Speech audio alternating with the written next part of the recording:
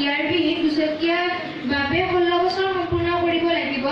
তেওঁ যি স্থানত বাস কৰে আৰু লগতে তেওঁ যি স্থানত কাম কৰে সেই স্থানৰ কাষত থকা জিলা পৰিবহণ কাৰ্যালয়লৈ যাব লাগে।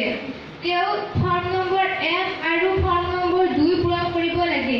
লগতে তেওঁ গাড়ী চলাবলৈ প্ৰশিক্ষণ ল'ব লাগে।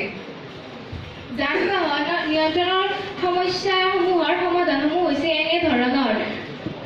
পথ সুৰক্ষাৰ বাবে আমি কিছুমান নিয়ম মানি চলিব লাগে। সেই নিয়মসমূহ হৈছে আমি কেতিয়াও দুঃসাহস কৰি গাড়ী চলাব নালাগে, মদ্যপান কৰি গাড়ী চলাব নালাগে, দুচকীয়া বাহনত হেলমেট পৰিধান কৰিয়ে গাড়ী চলাব লাগে, যাত্ৰীবাহী গাড়ীত মুধচক আৰু পাউদানি উঠি ভ্ৰমণ কৰিব নালাগে, গাড়ী চলাওঁতে কেতিয়াও মোবাইল ফোন ব্যৱহাৰ কৰিব নালাগে। এনে কৰিলে আমি বিপদৰ সন্মুখীন হ'ব পাৰোঁ। গাড়ী চালকে মানিবলগীয়া পথ নিয়মসমূহ এনে ধৰণৰ। তেওঁলোকে কেতিয়াও যাত্ৰী লাভৰ আশাত আন গাড়ীৰ লগত প্ৰতিযোগিতা কৰিব নালাগে। যাত্ৰী উঠিবলৈ বা নামিবলৈ ধৰোঁতে তেওঁলোকে খৰধৰ কৰিব নালাগে। এনে কৰাৰ ফলত যাত্ৰীসকল আহত বা নিহত হ'ব পাৰে। উপপথৰ পৰা তেওঁলোকে মূলপথলৈ আহোঁতে মূলপথৰ গাড়ীখনক সদায় অগ্ৰাধিকাৰ দিব লাগে। যি স্থানত গাড়ী ৰখোৱা হয় সেই স্থানৰ বাহিৰে অন্য স্থানত তেওঁলোকে গাড়ী ৰখাব নালাগে।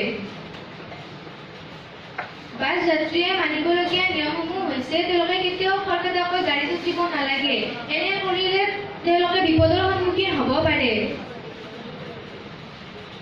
বাছ যাত্ৰীয়ে মানিবলগীয়া নিৰ্দেশসমূহৰ ভিতৰত যাতায়াতৰ সময়ত হাত-মুখ খিৰিকীৰে বাহিৰলৈ উলিয়াব নলগাটো হৈছে উল্লেখযোগ্য। গাড়ী চলি থকা সময়ত বাহিৰলৈ থু-পিক পেলাব নালাগে। যেতিয়া গাড়ীখন ৰখোৱা হয় তেতিয়াহে পেলাব লাগে। বাছত উঠা সময়ত কেতিয়াও ঠেলা হেঁচা কৰি সোমোৱাব নালাগে। পথচাৰীসকলে মানিবলগীয়া নিৰ্দেশসমূহ হৈছে খোজ কাঢ়োঁতে সদায় পদপথ ব্যৱহাৰ কৰিব লাগে। পদপথত জোং বান্ধি খোজ কাঢ়িব নালাগে। ৰাস্তা পাৰ হওঁতে সদায় জেব্ৰা ক্ৰছিং ব্যৱহাৰ